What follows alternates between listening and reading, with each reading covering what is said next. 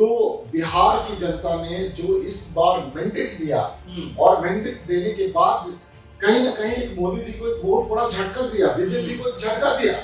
और नीतीश कुमार के पास एक बहुत बड़ा चांस था कि इस बार वो चाहते तो बिहार के लिए विशेष राज्य का दर्जा मांग सकते थे और उसमें अड़ के सरकार को सपोर्ट नहीं करते तो सरकार को बैकफुट पे आना पड़ता और घुटने पे आके कहीं ना कहीं डिसीजन लेना पड़ता कि नहीं बिहार को स्पेशल राज्य का दर्जा दिया जाए। लेकिन बात जाहिर है और सत्य है कि नीतीश कुमार का जमीनी अस्तित्व बिना गठबंधन का नहीं है। नीतीश कुमार अगर बिना गठबंधन के अगर जमीनी लेवल पे उतरते हैं और पूरे सीट पे भी अपने प्रत्याशी उतार देते हैं तो वहां पे भी इनको जीत हासिल नहीं हो पाएगी, क्योंकि नीतीश कुमार का इतिहास आप देखिएगा कि शुरू से एक बैसाखी का सहारा चाहिए और निकल कर आए। पशुपति पारस की अगर बात करें तो वो समझिए कि नीतीश के काफी करीबी है और चिराग पासवान एक बड़ा खेल कर सकते हैं। नमस्कार, आप देख रहे हैं नेक्स्ट न्यूज पॉलिटिकल बाइट और एक बार फिर हम आपके सामने हाजिर हैं एक बेहद ऐसा मुद्दा लेकर जो राजनीति की जो तमाम कह सकते हैं चीजें हैं उसको बदलने का प्रयास करता हुआ नजर आ रहा है, क्योंकि बीजेपी का दखल देश की राजनीति में बीते 10 सालों में सबसे ज्यादा मजबूत रहा है। वही उत्तर प्रदेश और बिहार की बात करें तो देखिए, अगर हम 2014 में देखें तो बीजेपी उत्तर प्रदेश में लगभग 72 सीटें जीती 80 में से। वहीं अगर 19 की बात करें तो बीजेपी को 80 जो सीटों में से लगभग 62 सीटें मिलती है, कि एक तरफा जीत बीजेपी को मिली। अगर हम बिहार चले जाएं तो 2019 का जिक्र करें तो वहां पर 39 में से 39 सीटें एनडीए को मिली। लेकिन 2024 आते आते बहुत सारी चीजें बदली हैं। चिराग पासवान बदले हैं, तेजस्वी बदले हैं, राहुल गांधी बदले हैं और एक तरीके से बिहार की जो राजनीति है वो बदलती हुई नजर आ रही है। ऐसे अहम मुद्दे के ऊपर हम बात करने के लिए आपके सामने हाजिर और इस मुद्दे को आपके सामने डिस्कस करने के लिए, आपके सामने तमाम इसके पहलू रखने के लिए हमारे साथ जुड़े हुए हैं संतोष जी, जो राजनीतिक जानकार भी हैं, सामाजिक कार्यों में बढ़कर के हिस्सा भी लेते हैं और तमाम तरह से जो अपडेटेड चीजें होती हैं खास राजनीति की उसके ऊपर अपनी पहली नजर बनाकर रखते हैं। संतोष जी, पहली बात तो आपका स्वागत है हमारे प्रोग्राम में। संतोष जी, बिहार की राजनीति की हम बात करें तो कैसे देखते हैं राजनीति, क्योंकि बीजेपी जो अब तक बहुत ताकतवर नजर आ रही 2024 तक, वो 2024 के बाद अचानक से कमजोर नजर आने लगी। अगर हम बिहार की बात करते हैं, बिहार की राजनीति की बात करते हैं तो बिहार की जनता जितनी भोली भाली दिखती है उतनी भोली भाली जनता तो नहीं है और बीजेपी को ये लगने लगा था कि बिहार के लिए हम कुछ भी करें, बिहार में हम चाहे जितनी भी मर्जी जुमलेबाजी करें, काम ना करें, बिहार ना जाए। तो ये आपने 2024 के लोकसभा इलेक्शन के बाद आपको नजर आया होगा कि जो मोदी पिछले कार्यकाल में जब 2014 का इलेक्शन जीतते हैं और 2014 का इलेक्शन जीतने के बाद वो बिहार जाना जरूरी नहीं समझते हैं और बिहार के लिए कोई योजना परियोजना के ऊपर उतना ज्यादा उनका ध्यान नहीं होता है। 2024 का आप इलेक्शन देखिए और इलेक्शन के बाद ही जब इनको वो मैंडेट मिलता है और मैंडेट मिलने के बाद एक पूर्ण बहुमत में जब नहीं आते हैं और सहयोगी दलों का इन्हें सहारा लेना पड़ता है, वहां पे ये कहीं ना कहीं ये अब इन्हें समझ में आने लगा है कि बिहार की राजनीति में अगर हमें बने रहना है तो बिहार की तरफ थोड़ी सी हमें अपनी नजर को दौड़ानी होगी और बिहार का ख्याल रखना पड़ेगा। नहीं तो बिहार की जनता ने जितनी ये के साथ मेजोरिटी के साथ आपको सेंट्रल में भेजने के लिए मुस्तैदी के साथ आपको बढ़ चढ़ कर हिस्सा लिया था, यानी कि 40 में से आपको 39 सीटें दे दी, लेकिन 39 सीटें जीतने के बाद आपको लगा कि यार बिहार में तो सिर्फ और सिर्फ जुमलेबाजी से काम चल जाएगी और मोदी जी नहीं भी जाए तो कोई फर्क नहीं पड़ता। लेकिन 2024 का इलेक्शन ने बता दिया है कि मोदी जी सिर्फ और सिर्फ दिल्ली से आप बिहार को नहीं देख सकते। अगर आपको बिहार जीतना है तो बिहार आपको आना पड़ेगा, बिहार की धरती में आना पड़ेगा और इलेक्शन जीतने के तुरंत बाद मोदी जी बिहार के दौरे पे जाते हैं और बिहार में जाकर लोगों से भी जनसंपर्क करने की कोशिश करते हैं। और आज देखिए कि बिहार में अगर बात करें तो बड़े बड़े लीडर का ध्यान कहाँ पे है, बिहार की तरफ है और बिहार की तरफ इस तरह से ये पकड़ बना के रखने की कोशिश कर रहे हैं कि बिहार से अगर जो भी हमारा सहयोगी दल है, अगर एक भी सहयोगी दल इधर से उधर होता है तो हमारे लिए दिल्ली की गद्दी पे बैठना मुश्किल हो जाएगा। बिल्कुल। और यही मुश्किलें अभी के डेट में खड़ा कर रहे हैं तेजस्वी यादव। अभी के डेट में एक नया चेहरा आप देख रहे होंगे कि बिल्कुल। प्रशांत किशोर का नाम कहीं न कहीं वर्कर बिहार सामने आ रहा में है। उभर कर सामने आ रहा है। बिहार में वो लगभग 1.5-2 साल से पद यात्रा भी कर रहे हैं और लोगों से मिल रहे हैं, जनसंपर्क कर रहे हैं, लोगों को ये बताने की कोशिश कर रहे हैं कि बिहार की जनता जब तक जागरूक नहीं होगी तब तक बिहार नहीं बदल सकता। और कई मुद्दों पे नीतीश कुमार के ऊपर भी वो सवालिया निशान खड़े करते हैं। कई बार वो तेजस्वी यादव के बारे में भी बोलते नजर आ रहे हैं कि बिहार का भविष्य अगर आप देखते हैं तो इनके हाथों में बिहार का भविष्य नहीं है। क्योंकि अगर लालू परिवार की बात करें तो उन्होंने भी 15 साल राज किया और नीतीश कुमार की बात करें तो 20 साल राज किया, लेकिन बिहार आज भी बीमारू राज्य है और बीमारू राज्य की तरह जूझ रहा है। आज भी बिहार का के अंदर अगर हम देखें तो कोई बहुत बड़ा बदलाव नजर नहीं आ रहा है। और मुद्दे तो बहुत है जो बोलने के लिए, कहने के लिए हर पार्टियां कहती हैं। जैसे कि अगर बात करें इलेक्शन से पहले ये मुद्दा उठता है कि बिहार को स्पेशल राज्य का दर्जा दिलाएंगे, बिहार को स्पेशल राज्य का दर्जा मिलना चाहिए, हमारी सरकार आएगी तो हम बिहार को स्पेशल राज्य का दर्जा दिलाएंगे। जैसे कि तेजस्वी यादव इलेक्शन से पहले बोल रहे थे कि अगर इंडी गठबंधन की सरकार बनती है तो सबसे पहला हमारा मुद्दा होगा, अहम मुद्दा होगा कि हम बिहार को स्पेशल राज्य का दर्जा दें। और बीजेपी और एनडीए केने के जो क्षेत्रीय पार्टियां हैं जैसे कि जेडीयू हो गई, अगर हम एलजेपी हो गई, इसकी बात करें तो वहां भी ये सुर निकल कर आ रहा था कि अगर बीजेपी की सरकार बनती है तो हम काफी प्रमुखता से अपनी बातें रखेंगे और बिहार को स्पेशल राज्य का दर्जा दिलाने की बात करेंगे। लेकिन ये सिर्फ और सिर्फ चुनावी एक जुमलेबाजी तक सिमट के रह जाती है। क्योंकि अगर हम बात करें तो बिहार की जनता ने जो इस बार मैंडेट दिया और मैंडेट देने के बाद कहीं ना कहीं मोदी जी को एक बहुत बड़ा झटका दिया, बीजेपी को एक झटका दिया और नीतीश कुमार के पास एक बहुत बड़ा चांस था कि इस बार वो चाहते तो बिहार के लिए विशेष राज्य का दर्जा मांग सकते थे और उसमें अड़ के सरकार को सपोर्ट नहीं करते तो सरकार को बैकफुट पे आना पड़ता और घुटने पे आके कहीं ना कहीं डिसीजन लेना पड़ता कि नहीं बिहार को स्पेशल राज्य का दर्जा दिया जाए। लेकिन बिहार को स्पेशल राज्य की दर्जा ना देते हुए वहां पे एक विशेष पैकेज दे दिया गया और वो पैकेज देकर कहीं ना कहीं समझिए कि एक लॉलीपॉप देना है कि जैसे कि बच्चा ने थोड़ा सा रो दिया तो रोने के बाद आप उसको उठा के टॉफी दे दीजिए कि ले चुप रहा, तुम्हारी इतनी औकात है। और बीजेपी ने जेडीयू के औकात को दिखा दिया कि आपकी औकात यही है। अगर बिहार में आप सीएम बनना चाहते हैं, रहना चाहते हैं तो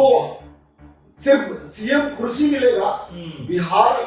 राज्य को स्पेशल राज्य का दर्जा नहीं मिलेगा, विशेष राज्य को दर्जा नहीं मिलेगा। और नीतीश कुमार को चाहिए कि भाई कुछ भी कर लो लेकिन हमारे को सीएम बने रहने दो, बिहार की जनता भाड़ में जाए, हम अपने कुर्सी पे बैठे रहें, हम अपने कुर्सी को संभालते रहें, इससे ज्यादा हमारे को नहीं चाहिए। अभी देखिए चिराग पासवान ने स्पेशल राज्य के दर्जा के लिए, विशेष राज्य के दर्जा के लिए आवाज उठाई थी कि नहीं विशेष राज्य का दर्जा मिलना चाहिए। और चिराग पासवान बिहार में बीजेपी को कहीं ना कहीं बैकफुट पे लाते हुए नजर आ रहे हैं कि भाई कई मुद्दों पे घेरा, जैसे कि आरक्षण का मुद्दा हुआ, जो लेटरल मुद्दा हुआ, उसमें भी बीजेपी को घेरते हुए आए। और जैसे कि बिहार में अगर हम बात करें कि तेजस्वी यादव एक दलितों के बीच में एक चेहरा बनते हुए नजर आ रहे हैं। और जैसे कि आपने देखा होगा कि बिहार में पासवानों के ऊपर जब लाठीचार्ज हुआ था तो लाठीचार्ज होने के बाद पासवान समाज के साथ कैसे चिराग पासवान खड़े रहे और नीतीश कुमार को आड़े हाथ लिया और ऐसा लग रहा था कि इनकी गठबंधन टूट जाएगी और ये चिराग पासवान हो सकता है कि अपना समर्थन वापस ले ले, दिल्ली से भी वापस ले ले। लेकिन फिर इनकी आपसी जो भी सुलह हो, लेकिन जो बगावती सुर दिख रहे हैं एडविन जी, जो इनके बगावती सुर दिख रहे हैं, वो सुर जो है इसको लेके तो दिल्ली में भी हलचलें काफी सुनाई दे रही है। अभी तक बड़े बड़े स्ट्रीम मीडिया को भी देखिए कि वो अभी भी दिखा रही है कि चिराग पासवान खुश नहीं है बीजेपी से। जी। और जब बीच में जब बहुत सारे मुद्दे हुए, बहुत ज्यादा जब चिराग पासवान बोलने लगे तो अमित शाह ने दिल्ली बुलाया और दिल्ली बुलाकर मीटिंग किया, और मीटिंग करने के बाद चिराग पासवान बोलते हैं कि नहीं सब कुछ ठीक है और हम आज भी मोदी भक्त हनुमान है। तो चिराग आज भी मोदी भक्त हनुमान है, लेकिन आप देखिए कि बाजार में जो है मीडिया खेमे में है, देखिए कि कहीं ना कहीं ये तो बड़ी जोर शोर से दिखाया जा रहा है कि चिराग पासवान बीजेपी से बिल्कुल नाराज चल रहे हैं और बीजेपी से खुश नहीं है। वही हम बात कर ले नीतीश कुमार की, नीतीश कुमार भी कोई बीजेपी से इतना ज्यादा खुश नहीं है। वो समय की नजाकत देखकर वो कहीं ना कहीं उनकी खामोशी है। और कल ही के आपने जेपी नड्डा के साथ जब उनकी मुलाकात होती है तो ये कहते हुए नजर आ रहे हैं कि 2 बार हम चले गए, तीसरी बार नहीं जाएंगे। लेकिन आप 4-5 दिन पहले आप देखिए कि इनकी मुलाकात तेजस्वी यादव से होती है और तेजस्वी यादव से जब मुलाकात होती है तो मुलाकात के बाद क्या बोलते हैं कि ये मीटिंग जो थी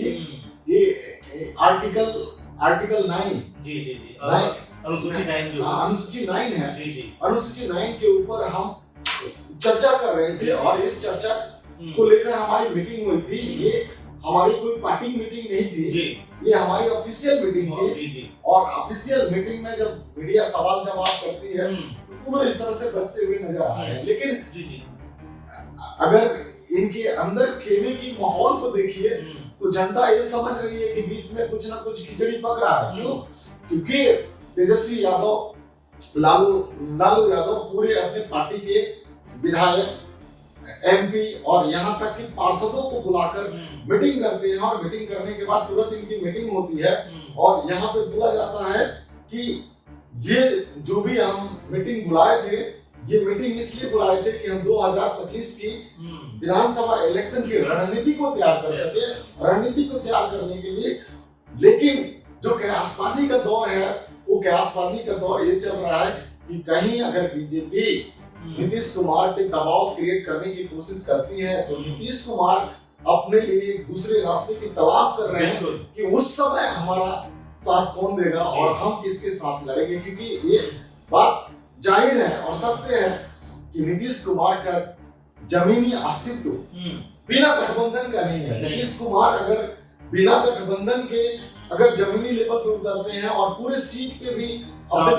प्रत्याशी उतार देते हैं तो वहां पे भी इनको जीत हासिल नहीं हो पाएगी। क्योंकि नीतीश कुमार का इतिहास आप देखिएगा कि शुरू से एक बैसाखी का सहारा चाहिए और जितनी भी इलेक्शन लड़े या तो बीजेपी के साथ मिलकर लड़े, नहीं तो आरजेडी के साथ मिलकर लड़े। कभी भी उन्होंने मैक्सिमम चुनाव में देखिएगा कि कभी भी उन्होंने अकेले मैदान में उतरने की कोशिश नहीं करी। और अब नीतीश कुमार का ऐसे भी अब एज हो गया है और लेकिन वो सोच रहे हैं कि हम लास्ट तक किसी न किसी तरह से अगर बीजेपी के साथ जुड़े रहे तो हो सकता है कि 2025 के बाद 2029 इलेक्शन होने तक हम बीजेपी के साथ जमे रहें और चलते रहें। और यही चलने का वजह है कि आप देखिएगा कि जो बिहार के अंदर जो सिचुएशन बन रहा है, चीजें बन रहा है और बीजेपी कहीं ना कहीं कमजोर नजर तो आ रही है। अगर कमजोर नहीं होती तो बीजेपी का जो ये रवैया है, ये रवैया आप 2014 में देखते कि जो एक स्लोगन चलता था कि हर हर मोदी घर घर मोदी, लेकिन वो ये चला और बीजेपी का एक भी जो कैंडिडेट था वो जनसंपर्क नहीं किया। अगर हम अपने गोपालगंज की बात कर लें तो वहां का जो कैंडिडेट उतारा गया था वो कैंडिडेट जनसंपर्क करने तक नहीं गया, लेकिन फिर भी वो जीत गया है। बीजेपी की लहर उस समय इस तरह की। सर जी मैं एक सवाल जोड़ना चाह रहा था कि चिराग पासवान का जिक्र कर रहे हैं, चिराग पासवान को आप कैसे देख रहे हैं? क्योंकि देखिए बिहार में देखा जाए तो चिराग पासवान इस समय सबसे चर्चित चेहरों में से है। कि आप देखिए एक प्रोग्राम में वो गए थे, वहां पर जब पूछा गया कि भाई कौन बेहतर नेता है, पशुपति पारस या तेजस्वी, उन्होंने कहा तेजस्वी मेरे भाई हैं और वो एक बेहतर नेता है। राहुल गांधी के बारे में पूछा गया तो कहते हैं वो एक विजनरी नेता है, दूर तक का देख रहे हैं। ये जो तारीफें हो रही हैं और जो स्टेटमेंट हो रहे हैं, क्या आपको लगता है कि विधानसभा चुनाव आने से पहले कोई बड़ा खेल बिहार के अंदर हो सकता है? क्योंकि नीतीश कुमार के सुर भी उतने नजर नहीं आते पुख्ता बीजेपी के लिए, जिस तरह से लगे कि वो भी उनके साथ चलने को तैयार है। तो क्या तेजस्वी यादव कोई बड़ा खेल यहाँ पर करते हुए नजर आ सकते हैं और चिराग पासवान और नीतीश कुमार एक बार फिर एनडीए को बड़ा झटका दे सकते हैं? देखिए, राजनीतिक में कुछ भी नामुमकिन नहीं है और राजनीति के अंदर जो राजनेता है, राजनेता अपने हिसाब से जुगलबंदी करते हैं, बातें करते हैं, एक दूसरे की तारीफ करते हैं, क्योंकि एक आम जनता के बीच में अगर किसी तरह का विवाद हो जाए तो एक दूसरे के लिए रास्ते बंद कर देते हैं। लेकिन राजनीति में कभी किसी के लिए रास्ता बंद नहीं होता, क्योंकि राजनीतिक जानकार भी ये हमेशा कहते हैं कि राजनीति में कोई किसी का सगा नहीं है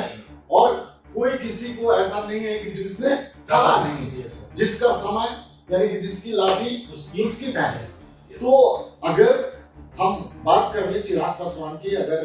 तेजस्वी यादव की तारीफ कर रहे हैं तो कहीं ना कहीं वो तेजस्वी की तरफ अपना भी भविष्य देख रहे हैं कि अगर बीजेपी अगर हमारे को झटका देती है या बीजेपी से अगर उस तरह से किसी भी तरह से हमारे को दरकिनार किया जाता है तो तेजस्वी हमारे साथ है। क्योंकि आप 2024 के इलेक्शन में देखिए कि बीजेपी चिराग पासवान को दरकिनार करना चाह रही थी और बीजेपी ने ही अगर पशुपति पारस को अगर चिराग से अलग किया तो बीजेपी का एक बहुत बड़ा रोल था। बिल्कुल। लेकिन जैसे ही तेजस्वी यादव का बयान आता है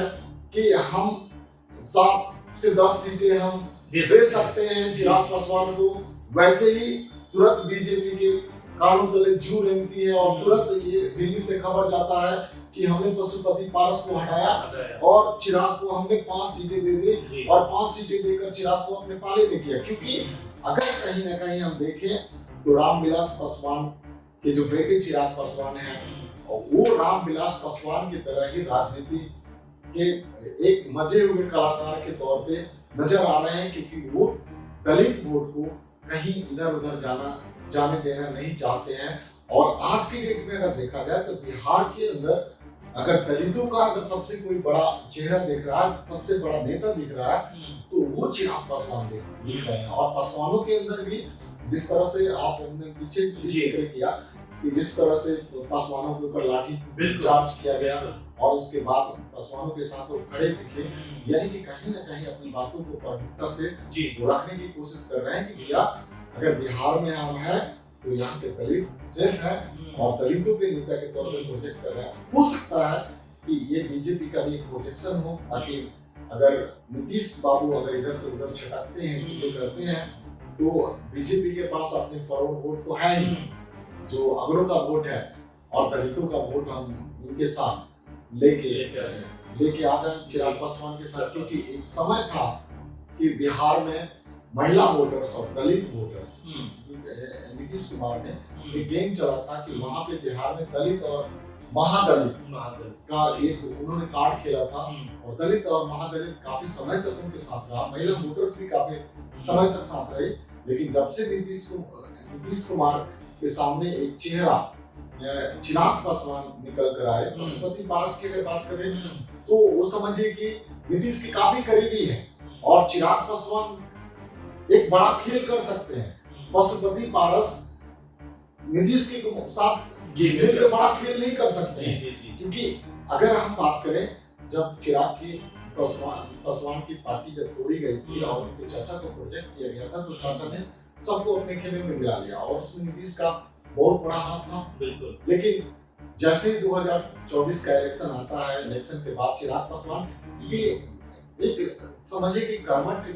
युवा के तौर पे बिहार में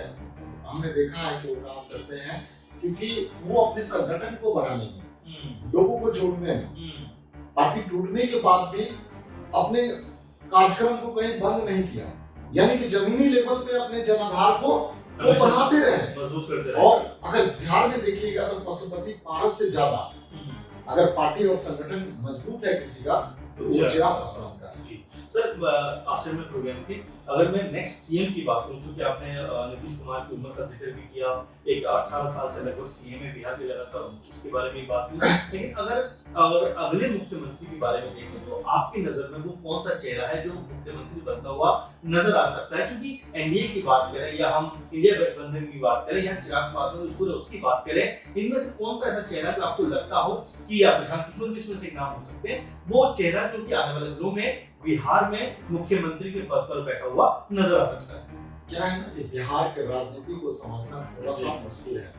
क्योंकि बिहार में भी अगर हम बात करें तो सोशल इंजीनियरिंग बहुत काम करती है। जैसे कि जो जातिगत जनगणना की बात करते हैं, जाति पाति की बात करते हैं, और अगर राजनीति में इसको एक सोशल इंजीनियरिंग का नाम दिया जाता है।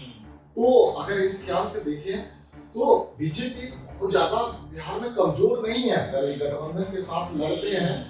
तो अभी भी तेजस्वी के लिए ये मुश्किलें खड़ा कर सकते हैं, और मुश्किल है। लेकिन अगर हम युवा वोटरों की बात करें जो आज से 20 साल पहले वो जंगल राज को नहीं देखे थे, आज लॉ एंड ऑर्डर उतनी अच्छी है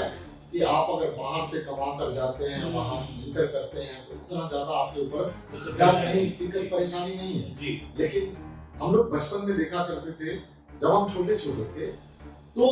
हर आदमी लालू राज में 6 बजे के बाद अपने घर पहुंचने की कोशिश करता था,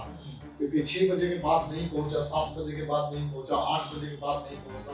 तो टेंशन हो जाती थी कि भाई वो बंदा रहा कहाँ है। लेकिन अभी नीतीश कुमार के राज्य में ऐसा देखने को मिल रहा है कि अब 10 बजे भी चाहिए, कहीं घूमने फिरे, कोई इस तरह का दिक्कत परेशानी नहीं है। तो अगर उस लिहाज से बात करेंगे कि जो युवा, क्योंकि अभी के डेट में अगर तेजस्वी की बात करेंगे तो तेजस्वी को हम दरकिनार नहीं कर सकते, क्योंकि तेजस्वी ने ये बातों को भाप लिया है, समझ लिया है कि भैया आप राजनीति पहले की तरह नहीं होगी। अब राजनीति करना है तो कहीं ना कहीं युवाओं को अपने पाले में लाना पड़ेगा, बिहार से गुंडागर्दी को खत्म करना पड़ेगा, आपराधिक जितनी भी घटनाएं होती थी उसको अपने संज्ञान में रखते हुए अगर सरकार चलाते हैं, गवर्नमेंट चलाते हैं, तो शायद जनता आरजेडी की तरफ रुख कर सकती है। और अभी भी युवा वोटर्स को ये पता नहीं है, जो 20-22 साल जो